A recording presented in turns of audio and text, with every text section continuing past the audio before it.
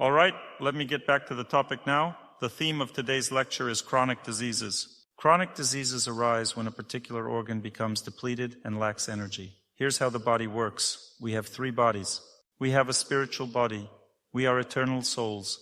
The soul resides here in the heart area and is the size of an atom. It's so energetically powerful that its energy permeates our entire being, both the subtle energy body and the physical body. But the energy of the soul primarily drives desires. If you ask how to feel your soul, it's through desires. A person wants something. They want to live, they want to love, they want to understand and know. These are the 3 things the soul desires: to live, to love, and to know. These 3 main desires correspond to 3 energies. The soul's energy of eternity drives the desire to live, the energy of love drives the desire to love, and the energy of knowledge drives the desire to understand. The soul doesn't own these energies, it attracts them. The soul can attract energy either from the material world or the spiritual world. For instance, if the soul wants to live in the material world, it draws energy from the material world. If it wants to live in the spiritual world, this desire can only be realized through associating with saints and God. In that case, it draws energy from the spiritual world, and its life is structured completely differently. But in any case, we also have 2 other bodies, the subtle energy body and the physical body. They too move energy in 3 ways, mirroring the spiritual body's structure. The subtle energy body is also a material body, but it's a finer, more subtle material body. How does the physical body differ from the subtle material body? The subtle material body doesn't die. While you live in the material world, you keep the same subtle energy body, but your physical body changes constantly. The physical body dies, while the subtle energy body simply accumulates bad karma. The aging process is also felt within the subtle energy body. This cycle affects it as well. As we age, the subtle energy body releases more bad karma into the external world within a given time frame compared to a young person or a child. Children release less bad karma outwardly, which is why they experience more joy in life. Elderly people release more bad karma in the same time frame. Bad karma is energy that disrupts the normal flow of subtle energy. It causes blockages, which lead to illness and worsen health. However, these blockages can be overcome through asceticism practices. When you engage in these practices, you cleanse and unblock this energy. For example, when a sin or bad karma enters the subtle energy body, it creates blockages that hinder the flow of energy. By performing asceticism practice, you cleanse and process this energy. This is how we should live, engaging in ascetic practices to prevent sins from destroying our lives. When a person prays or engages in spiritual practice, they burn away their sins. This means that less bad karma even enters their subtle energy body. This is why life is generally easier for people who pray. They release fewer negative karmic imprints even during a bad period. In a bad period, more of these imprints surface in a person's subtle energy body, while during a good period, fewer do. When a person prays or engages in spiritual practice, they burn away their sins. As a result, even in a bad period, fewer of these sins emerge compared to if they hadn't been praying. So, when everyone around feels fine, it's likely because it's a good period. But how do you distinguish between someone who practices spirituality and someone who doesn't? For those who practice spiritual disciplines, the difference between good and bad periods isn't very stark. For those who don't practice, life is full of sharp contrasts. When they're in a good period, they're blissful, but when they're in a bad period, they feel utterly defeated. And people who don't practice spirituality often think that their blissful times will last forever, and during bad times, they believe they'll always feel miserable. They don't understand that life operates in cycles. Now there's also the spiritual body, which holds the energy of consciousness. The energy of consciousness permeates our entire being, our subtle energy body, physical body, and spiritual body. It's everywhere and encompasses 3 energies. The energy of eternity, we always want to live. The soul is eternal, it never dies. The energy of knowledge, we always want to understand and learn. If we act from a spiritual platform, we absorb pure, untainted knowledge directly from God. This is the purest form of knowledge. But if we function from the subtle energy platform, we absorb knowledge connected to the energy of nature. And if we act on the physical level, the knowledge we gain relates to the physical body. So while knowledge exists at every level, its quality varies. It can be more refined or less refined. That's how it works. These energies drive the movement of other energies. For example, consider analogies. Let's say you buy a Samsung watch thinking it's original, but it turns out to be a Chinese replica. The replica, of course, doesn't perform as well as the original. We all know replicas are inferior. Similarly, in the subtle energy body, there are also three energies, and they have their counterparts. The counterpart to the energy of knowledge is the energy of water. The counterpart to the energy of happiness is the energy of the sun. Happiness and love are essentially the same energy. Happiness occurs when love flows within you. Love means you're exchanging energy with someone. It's about connection and flow. This is the same energy, either circulating within you or exchanged with others. When the energy of happiness flows through the subtle energy body, it is called the energy of the sun in Russian, and in Sanskrit, it is referred to as tejas. Similarly, what we call the energy of water in Russian is referred to as ojas in Sanskrit, and the energy of eternity transforms into the energy of air, known as prana in Sanskrit. It's essentially the same, but this is a simplified understanding. Air, in the material sense, includes oxygen, hydrogen, and nitrogen, the components of the Earth's atmosphere. Prana, however, is not related to oxygen, hydrogen, or nitrogen. It is purely subtle energy moving within the subtle energy body, yet it is connected to wind on a subtle plane. For instance, when the wind blows in the atmosphere, prana also becomes more active. So prana is linked to the movement of coarse material energy. The sun also has coarse solar photons that can harm health. They can burn the body. But there's also a subtle energy of the sun called tejas, which only heals and helps. Tejas cannot overwhelm or harm. It only brings happiness and benefits. Thus, nature has both coarse and subtle energies in parallel. For example, when you enter water, you come into contact with its physical properties, but within you, the energy of water is activated. It's not that H2O molecules are absorbed into you and move throughout your body, although some degree of that happens. Primarily, though, entering water involves absorbing the energy of ohas. This is subtle psychic energy that enters you through contact with water. Physically, you're touching water, but on a subtle level, the energy of water, or ohas, enters your system. Each of these energies, air, water, and sun, has specific functions in the subtle energy body, and they all circulate within it. When performing asceticism practice, you must consider both the state of your physical body and your subtle energy body. Ascetic practices are always beneficial for the subtle energy body. They only help and heal it. However, the physical body can become overstrained. Asceticism tends to strain the physical body while healing the subtle energy body. For example, suppose you go for a run. Your physical body tires and becomes strained, requiring recovery afterward. Meanwhile, your subtle energy body is filled with prana and feels great. It functions optimally, energy flows freely, and blockages are removed. Similarly, when you sit in icy water for 4.5 minutes, your subtle energy body absorbs the purest energy of water. In fact, cold water immersion is one of the best things for the subtle energy body. It's incredibly beneficial. The pure energy of water invigorates your subtle energy system. However, the physical body gets cold. For example, what is the current water temperature in Riga? 10 degrees. At 10 degrees, you should stay for about 12 minutes. This is an excellent temperature for energizing the subtle energy body. However, for the physical body, it can lead to hypothermia. People often ask me, why do you recommend cold water therapy? I tried it, but my prostatitis got worse. It's because they did it incorrectly. You need to stay in ice-cold water and then warm up afterward. While the cold water energizes the subtle body, the physical body becomes cold, and its processes slow significantly. When the processes slow down, the immune system also becomes weaker. When the immune system is weak, bacteria and viruses become more active, leading to illnesses like colds. However, if a person warms up after being cold, both their subtle energy body and physical body begin functioning normally. It creates a balance. If you stay in ice-cold water without warming up afterward, you risk catching a cold. But if you warm up properly after the cold exposure, it has the opposite effect. Colds are healed. This happens because your immune system starts functioning twice as efficiently.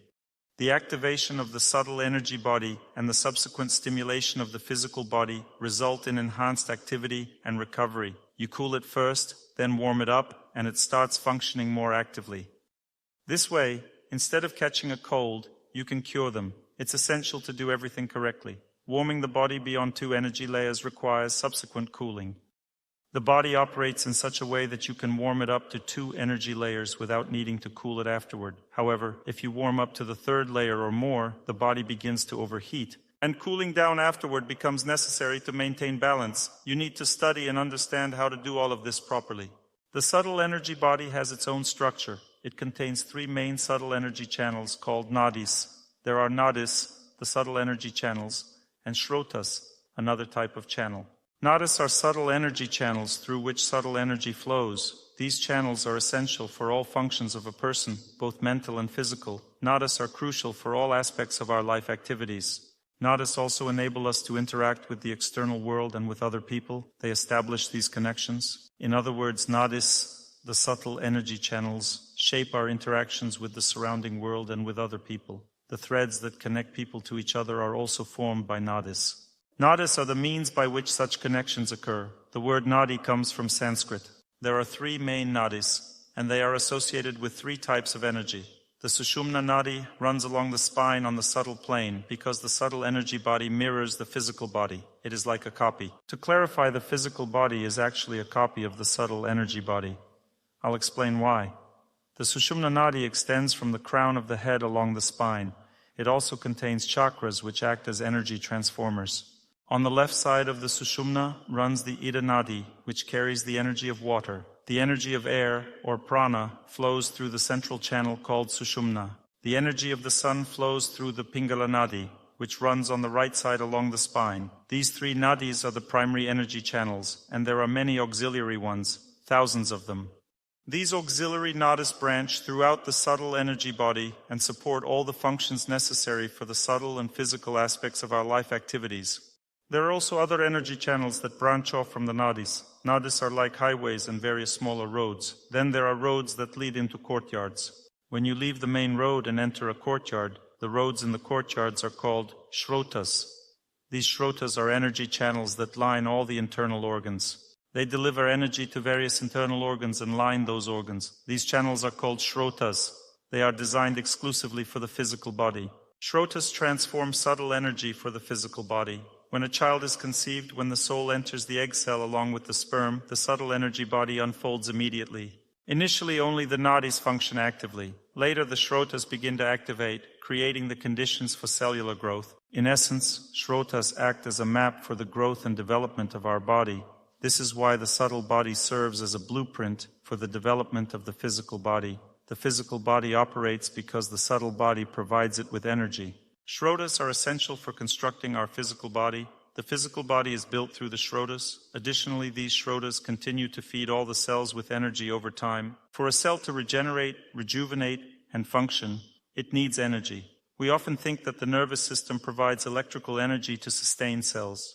But what supplies energy to the nervous system? The nervous system consists of tubular structures through which water flows. These contain positive and negative ions, generating electrical impulses. And what moves the water? The energy of water moves it. For example, why is there no water in the desert? Because there's little energy of water in the desert. Even if you fill a lake there, the water will evaporate. Why does it evaporate? Scientists might say it's due to intense sunlight, but on a subtle plane, the lack of water energy is the real reason. If a person lacks water energy in their body, all their water evaporates and physically they become dry. They start to dry out. This is why the energy of water is essential. When a person replenishes their body with water energy, their subtle functions operate properly. On the subtle plane, water energy brings calmness and peace to a person. They don't feel resentment, anger, or irritation. They feel safe, protected, and perceive justice around them. Everything feels right. But when there's a lack of water energy, feelings of despair, injustice, irritability, and anger arise on the subtle plane. On the physical plane, a deficiency of water energy leads to inflammation in the body. Excess heat manifests, creating unwanted heat within the body. A lack of water energy causes improper sun energy to increase. Correct sun energy is called tejas, while improper sun energy is known as pitta dosha. Dosha means something wrong or imbalanced, and pitta means fire. So pitta dosha translates from Sanskrit as imbalanced fire. Why does imbalanced fire arise? Because fire in the body gradually deteriorates as it combines with toxins. Ideally, fire should burn away toxins in the body. For example, when fire burns in a stove, it might emit smoke initially. Smoke represents toxins, an indicator of imbalanced fire. If there's no smoke, the fire is pure.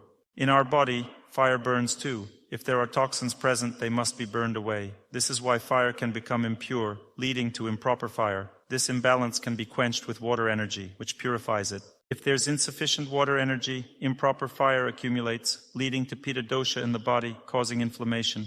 Pure fire, or tejas, never causes harmful inflammation. It induces healing inflammation that resolves itself. But when toxins start to affect an organ, healing ceases, and the condition turns into a chronic illness. This happens when there's insufficient tejas to eliminate pitta dosha, suppressing and cooling the improper fire. This is how the body functions. Water is essential for circulating water energy. As it circulates, it combines with unnecessary substances and attempts to expel them. When these substances aren't expelled, it's called ama, an accumulation of water-based toxins, unnecessary chemical substances. We often call this fat or excess weight. If there's enough tejas energy or proper fire, it burns away the ama. It burns away the incorrect water energy, which is called kapha dosha in Sanskrit. Kapha accumulates when there's insufficient tejas energy. If there's enough tejas, it burns away kapha dosha, restoring balance. Incorrect prana energy is called vata dosha. Prana involves movement, and blockages can slow its flow. This sluggish movement is called vata dosha and causes tension in the body. With vata dosha, people feel tense, experience spasms, and have pains in their body, all symptoms of incorrect prana. Incorrect prana can be corrected with both ojas and tejas.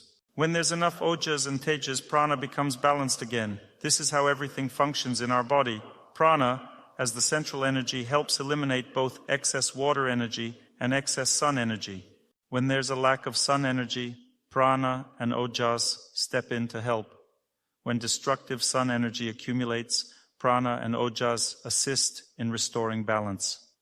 When destructive water energy builds up, air and sun energies help counteract it. They all work together. Air energy is considered central because without life there can be no happiness or knowledge. Air energy represents eternity. To experience happiness, one must be alive. A corpse cannot feel happiness, knowledge, or life. Life always begins first. Prana energy is central because it sustains life. Without movement, there's no life. For a person to stay healthy, they must move. We're studying the nature of chronic illnesses. As I mentioned earlier, the root cause of chronic illnesses lies in the subtle energy body. To understand chronic illnesses, we must explore the question, what is the subtle body? We're learning that the subtle body contains energy channels. The subtle body is invisible and cannot be seen or measured with instruments. It's not the same as the aura. The subtle body is even finer than the aura. The aura is a wave-based energy. We perceive the aura through waves. Waves are the result of interactions between the gross and subtle bodies, a wave effect. The waves indicate the presence of the subtle body, but aren't the subtle body itself. Electromagnetic impulses are generated from the contact between the subtle and physical bodies. For example, when a person's water energy interacts with actual water, an electromagnetic impulse is generated which moves positive and negative ions through the nervous system. But scientists haven't yet discovered or measured water energy. It's an incredibly subtle energy, arguably the most subtle energy in existence. Naturally, science has yet to reach this level of understanding. However, we can feel it. When we immerse ourselves in water, we feel calm, as though we're absorbing water energy. In fresh air, we feel invigorated and can think more clearly. That's air energy. In the sun, we feel joy, happiness, and start smiling. That's the energy of the sun. Despite being immeasurable by instruments, these energies are perceptible because they are highly subtle. Water, air, and sun energies circulate through the subtle body, enabling all our activities. Whether we're joyful or sad, we experience these emotions through subtle and spiritual energies. However, it all occurs within the physical body. Without it, life cannot exist. This is purely a subtle, non-physical activity. When we digest food or sleep, the physical body is active. Physical body activity occurs. There's purely subtle activity and physical activity. When energy circulates through the body, it's purely subtle activity. But to initiate it, we must act through the physical body. This is called asceticism practice. When a person remains still for a long time, water energy starts circulating. When they engage in prolonged movement, air energy is activated. And when they fast, sun energy is activated. Nadis are general energy channels, while shrotas are channels that supply energy to the gross body and help sustain it. Health fundamentally depends on the interaction between shrotas and nadis. If nadis lack energy, there's nothing for the shrotas to supply. As a result, chronic illnesses develop. Additionally, at the center of the heart lies an energetic sphere, like a small ball, within which the soul resides. This sphere contains a closed space where pure water, air, and sun energies rotate. This is not part of the nadis. The nadis penetrate the sphere, while the pure energies rotate inside it. This is the source of our sensations of knowledge, eternity, and happiness. All subtle sensations are perceived in the heart region. This energetic sphere transmits all our experiences of joy and suffering. Everything we feel comes from the heart. The sphere has a shell, much like a football has an outer covering and air inside. The sphere is filled with the energies of air, water, and sun. It feels like an energetic liquid. When water, air, and sun energies combine, they create a liquid medium. Among these three energies, water is the densest, which gives this medium its liquid quality. If even a trace of earth energy is present, the substance takes on form. Hence, water energy manifests as a fluid structure. Energetically, this sphere, with its fluid-like structure, contains all our feelings of happiness and suffering. Within its shell, much like a football, resides a person's entire fate. It holds the deep memory of all our past actions. Fate is composed of tiny energetic particles. These particles collectively form a dense energetic medium resembling a sphere.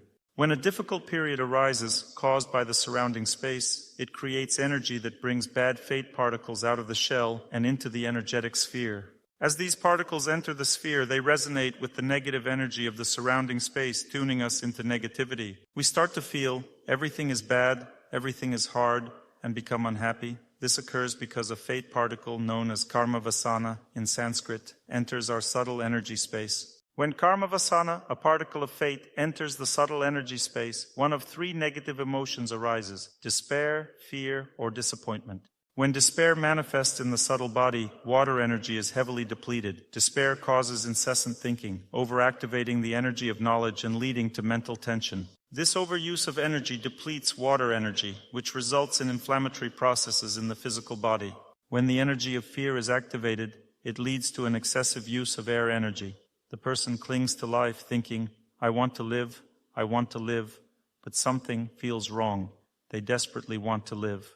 As a result, pranic energy is depleted, the life force drains away, and the person experiences spasms and tension in the body due to the lack of pranic energy.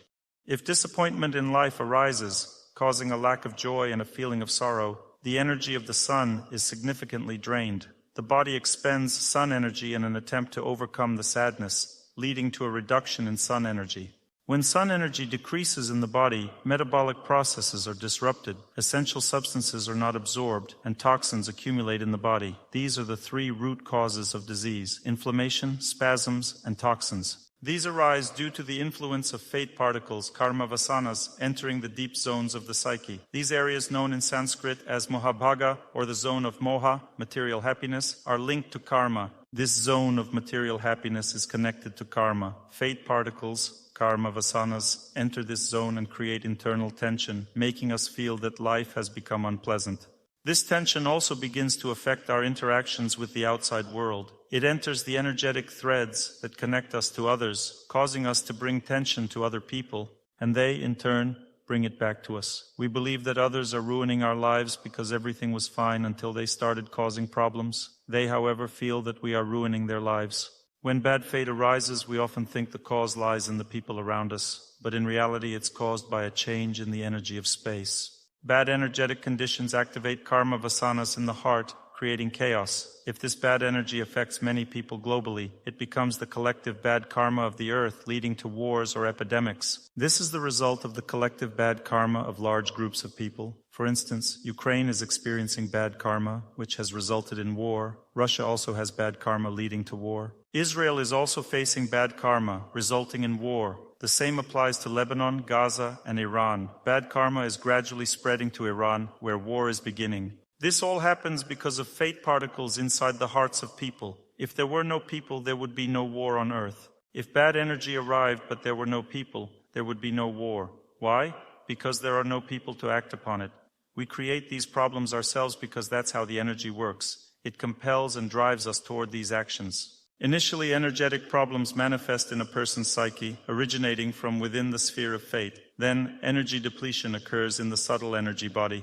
Energy depletion leads to two types of imbalances. The first is a lack of water energy, which creates a predisposition to inflammatory processes. The second type involves significant depletion of water energy in specific areas of the subtle energy body. This severe depletion is not random. It's caused by hardened zones or problem areas in the subtle body where energy is consistently lacking. These hardened zones predispose a person to energy deficiencies. Some zones always result in water energy deficiencies, others in air energy deficiencies. and others in sun energy deficiencies. How do these hardened zones develop? They form over many lifetimes in areas where energy has been consistently deficient. We are born with this predisposition, meaning that certain areas of our subtle energy body will always lack energy. This is determined by our past lives and is embedded in our subtle energy body. These are the pre-existing energy blockages. We've introduced the term blockages to describe them. What are blockages? They are areas of energy deficiency present from birth. There is a predisposition to blockages that originates at birth. There are also blockages that develop over time. When do these blockages form? They arise when a person doesn't practice asceticism, allowing energy deficiencies to accumulate gradually in these areas. Initially, a blockage forms in the subtle body, and later it manifests in the physical body. However, a blockage in the physical body isn't a physical phenomenon, it's an energetic structure. There are blockages that form in the nadis, subtle energy channels meant for the psyche. Then there are blockages that develop in the srotas. They influence the physical body directly and cause chronic diseases. This is the origin of chronic illnesses. A general lack of energy doesn't necessarily cause chronic diseases. For example, if you lack water energy overall, you might feel heat in your body, but it doesn't mean you'll develop a chronic illness. However, when blockages form in the srotas, energy stagnates. For instance, after rain, puddles always form in the same low-lying areas of roads because of depressions in the surface. Puddles always accumulate in the same low-lying areas. You will never find puddles forming on elevated ground. People make unwise decisions like building houses in lowlands only to have them flooded later, or they build houses near the sea, wanting to live close to water, but the houses get flooded. It's unwise because they don't realize the risks. Water is a dynamic element and can inundate everything. This explains how and why energy accumulations occur in low-lying areas, stagnating water, air, or sun energy. These accumulations happen in the low zones of the subtle body. Each zone of the subtle body is connected to specific organs or systems. These blockages constantly and regularly cause energy deficiencies in specific organs or systems, which eventually leads to chronic diseases. What does an energy deficiency do? It prevents an organ from regenerating. Without regeneration, the organ ages because tissue renewal requires energy. Consider an apartment. Why are your wallpaper peeling? Because you're not repairing it. Why aren't you repairing it? Because you don't have money. Money is energy. Without energy, there's no repair. Similarly, in the body, why is there no repair? Why does excess weight accumulate? Why does disorder build up in the body? Excess weight accumulates due to a lack of sun energy. The energy of the sun burns off excess weight. Without enough sun energy, weight builds up. Excess weight increases the risk of chronic illnesses because the sun governs metabolism. If excess weight has accumulated, it indicates the metabolism is already disrupted. It takes a lot of sun energy to first remove the excess weight and then heal all the organs and improve metabolism. That's how the body functions. We are studying chronic diseases and delving into their deep roots. In short, chronic diseases depend on energy. Let's briefly explore the structure of the subtle body. This time we won't focus on srotas, nadis, or the energetic sphere, but instead on its layered composition. The subtle energy body has energy layers like a nesting doll. There are 5 nesting dolls. The smallest one is inside all of them, then bigger and bigger, and the biggest nesting doll. That's how the subtle energy body is structured.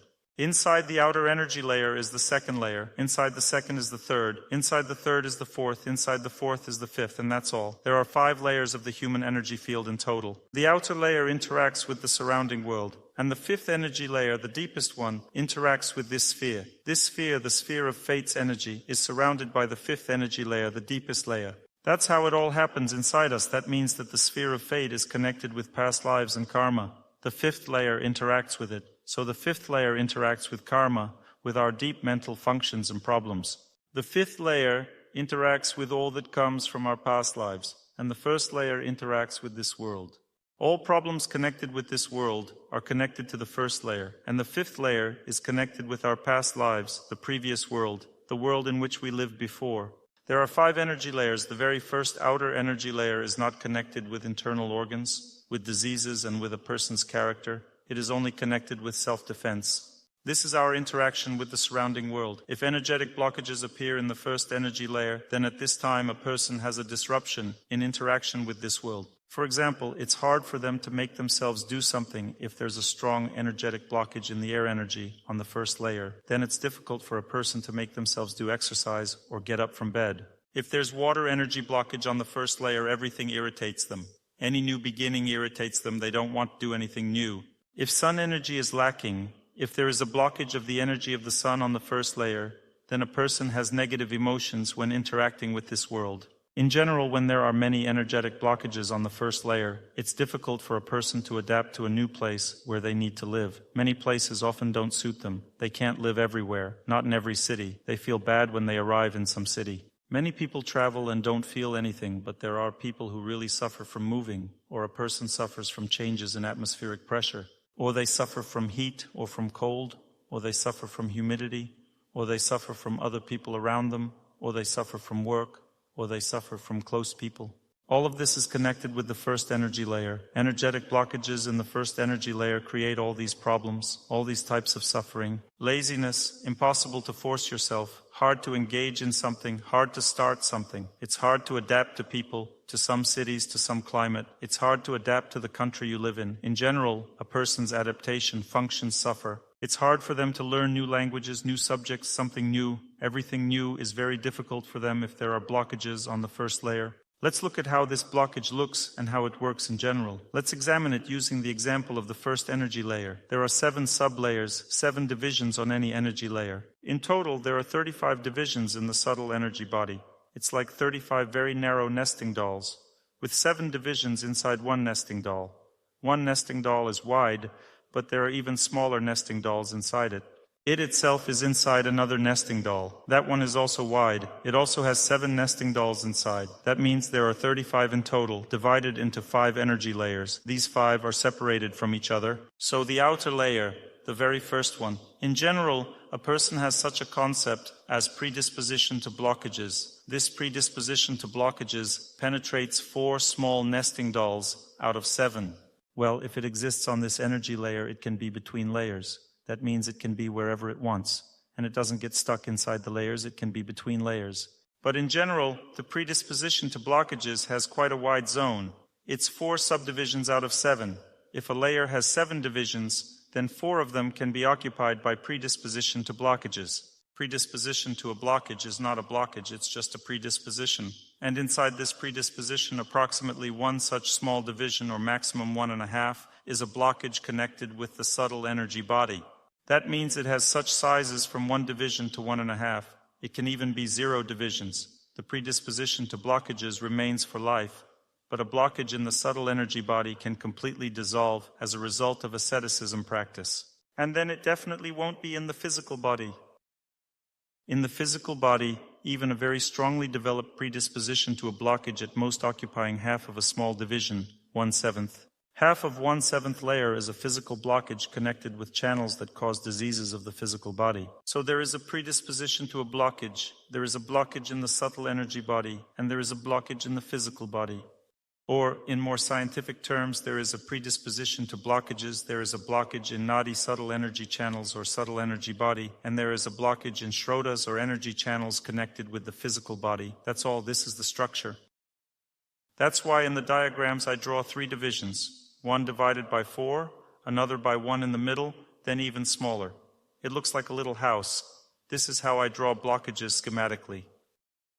I have a water energy line, air energy, sun energy, and there at the bottom, a blockage connected with predisposition to blockage. Then further a blockage connected with subtle energy and physical bodies. That's how it is. Every person has such a map of blockages. These upper strips connected with subtle energy and physical bodies can completely dissolve over time. It takes approximately 9 months to completely dissolve a blockage in shrotas and remove blockages connected with the physical body. If you perform asceticism practice for 9 months, then most likely nothing will remain from blockages connected with the physical body. But to have nothing left from blockages in the subtle energy body, you need to do asceticism practice constantly for approximately 3-4 years, and then even blockages in the subtle energy body will pass, and you will simply feel lightness, your psyche will work very well. You will be such a cheerful, calm, strong-willed person. You will have a successful life. Everything in your life will be wonderful. Look at William. You see he's always happy, rejoicing, laughing. It's because he does all asceticism practices. And Kate also rejoices with us, of course, but things aren't so good for her. Because she's lazy and she has small children, so she doesn't do all asceticism practices. She only does a little bit sometimes, when she feels like it. Because she's a woman, but this doesn't add to happiness. Whether you're a woman or a man, you still need to do asceticism practice. Kate tries her best. She also doesn't always do everything, but she tries very hard. And Kate sometimes doesn't even try. She just has small children. She justifies it with that. She gets lazy sometimes. I won't say anything about Helen. She's our administrator. She should always be soft and fluffy. She's always good, does everything right. So we're talking about chronic diseases. In a person's subtle energy body, for example, let's take just water energy. The water energy acts in all 5 energy layers, and only water energy has 3 blockages of 4 divisions. The predisposition of the blockage determines the thickness of blockages in general. 3 blockages with 4 divisions each. These are what we call complete blockages, the whole ones, and there is 1 incomplete blockage.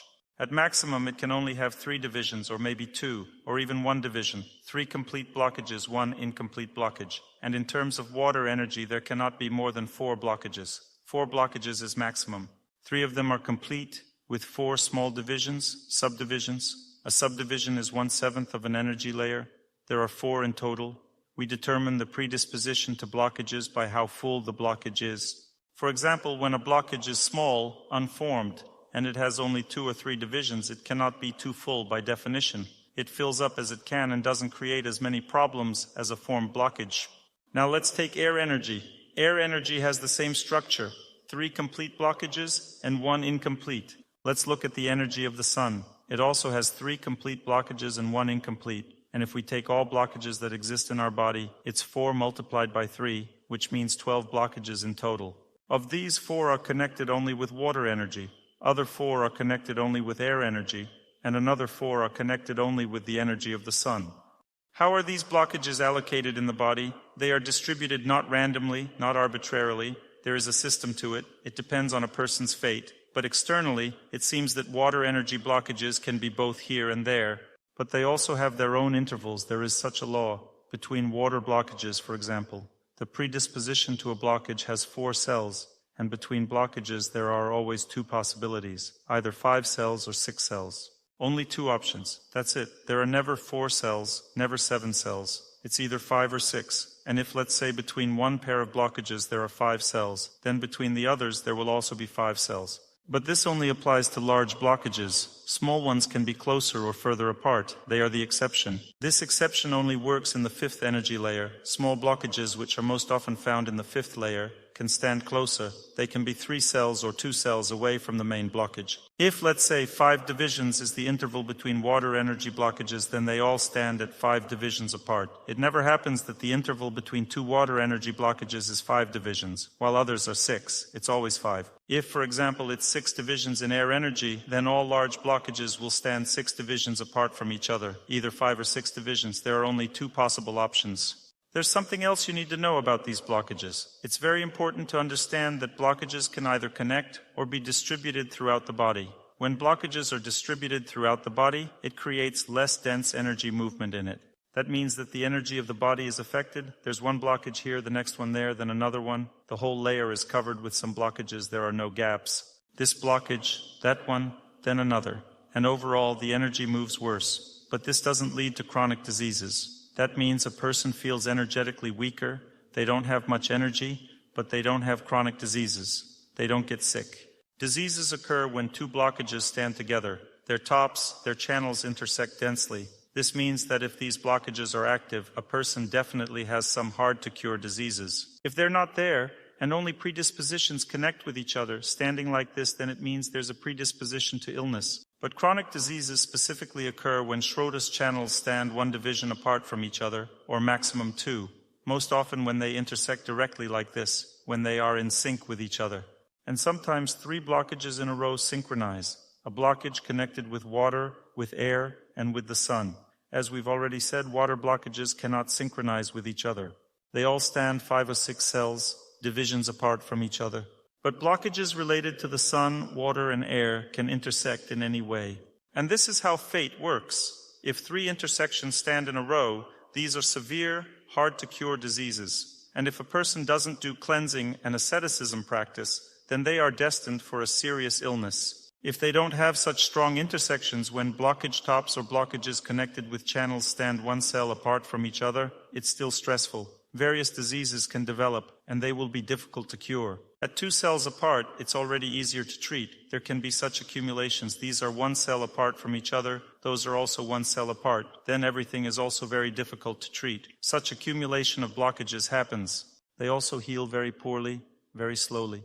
So when blockages intersect with each other, when they stand one under another, or inside each other, in this case, chronic diseases occur. They can be anywhere. For example, on the first layer, if they stand one under another at the end of the first layer, then they strongly affect the second layer. There are no organs on the first layer, but they are on the second. And then it happens that there are blockages at the end of the first layer, and it's like they're on the second layer. Such a phenomenon exists. What about other layers? All others except the first are connected with organs and systems in our body, and we will also discuss this connection, but only tomorrow because today we've already covered a lot of theoretical material. Everyone, I think, is already steaming from information overload, already tired of this theory. You want to talk about hemorrhoids, about something so essential to us, alive, native. You already want some jokes, little songs about diseases. What have we covered today? We've covered that there are 5 energy layers in total, that they are all inside the subtle energy body, that 3 energies move through them, the energies of water, air, and the sun. The lack of each energy creates a lack of energy in the organs. As a result, gradually the organ that lacks energy develops a chronic disease that is difficult to cure. Because nothing can cure chronic diseases, no herbs or medicines, acupuncture, homeopathy, or aromatherapy. All these types of treatment only redistribute energy within the physical body and subtle energy body, but in reality, this energy comes from nature. And therefore, a person who doesn't practice asceticism practice in nature is doomed to chronic diseases and an unhappy life, because they lack energy. When a person starts practicing asceticism practice, it doesn't mean they'll immediately recover from chronic diseases. First, they need to remove blockages in the channels. This takes about 9 months, 8, 9, 10, 11. Depending on what kind of blockage it is, how dense it is. Blockages in Schroeder's channels are connected with the physical body. The lack of the subtle energy body's energy that goes into the physical body are blockages in Schroeder's channels. Because not all energy passes into the physical body, but only a part of it. The same is true for lack of energy. It happens that a person does not have enough energy in the mental body, and their communicative functions suffer. They get offended, angry, irritated. They don't have a family. They can't work. All this is due to lack of energy in the subtle energy body. But the lack of energy specifically in the physical body connected with Schroeder's channels creates chronic diseases. To cure them, you first need to cleanse the channels. And only after you've cleansed it, all these types of treatment like herbs, spices, acupuncture, homeopathy, aromatherapy, and massage will help. It will help when clean energy enters the body through the channels. When there's energy, you can heal. When there's money, you can buy building materials and start renovating. If there's no energy, no renovating, no healing of chronic diseases. Some chronic diseases are treated faster, others slower. It depends on the intersection of energy channels, especially if a person has everything in a row. Some people tell me, Dr. Torsunov, I've been following all the practices for a year now, but I still have gastritis. Why? Because you have everything in a row, my friend. This is your karma, and until you completely cleanse your energy channels, until they are completely clean, your stomach won't heal, because you have a severe lack of all 3 energies in your body, and therefore it is very difficult for the body to function through energy blocks. In fact, energy accumulates in this area, then breaks through with difficulty. That's why you may need to perform asceticism practice for 2 or 3 years for your chronic diseases to go away, because this is the nature of your subtle energy body. Your blockages are all connected to each other, and so it's going to take you longer, and elderly people who have already accumulated junk in their body will always need even more time. They have to get rid of this junk slowly and gradually because their body's already weakened. It can't do asceticism practice in full volume, can't stay in very cold water, can't do static or dynamic exercises, and can't do fasting. All this leads to a complicated process if a person follows this path at any age. The older the sick person is, the slower and gentler the asceticism practice should be. To get rid of diseases, they should be more careful, and their path will be longer. But still, when a person follows this path, they inevitably restore their health. And this needs to be known because chronic diseases always go away if a person leads a healthy lifestyle and performs asceticism practice. You should understand from today's lecture that asceticism practice rejuvenates a person, gives them the opportunity to be healthy and happy. And the diseases that we develop are connected with specific energy layers, and we will analyze this tomorrow. So today, don't ask me why you have gastritis. Today's theory is about where chronic diseases come from. that when a bad period comes, karma first enters the heart, fate changes our mood, and this washes away certain energies. If energies are washed away and not restored, if you don't lead a healthy lifestyle, then the lack of energy leads to organ depletion. Then the depleted organ doesn't recover. Then it starts to hurt. That means a dysfunction occurs. Disease means dysfunction and disruption of organ structure. Structural disruption is a more dangerous disease, more severe. They say the person already has anatomical changes. This is even more dangerous. While physiological changes are easier to treat, anatomical ones are harder. To learn more on the subject of health and healing of the body, please make sure to read my health guide, available for download on my YouTube channel or on my Instagram page. Thank you very much, and see you soon.